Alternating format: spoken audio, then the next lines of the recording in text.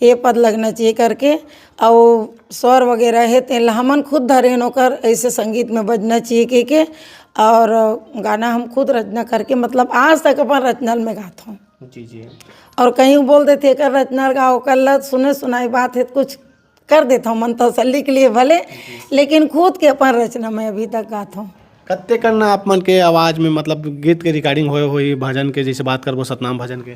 सतनाम भजन के कम से कम 100 ठन ज़्यादा हुई जो अभी निकल चुके मार्केट में थे ना। और बहुत सारे ऐसे गाना के रचना है जे ना अभी बने माड़े हैं। और मोहन सुंदरानी भैया भी बोला थे कि मोर छोटे बहनच इतना सारा मोर में कार्यक्रम ते देथस तो तेरी स्टूडियो जो है उमें तो दे सकथस करके बहुत मोला प्रेम मिलते ओकर से। हाँ जी। तो अभी आप मन के वर्तमान स्थिति में अपन पंडवानी कार्यक्रम में भी जात हो और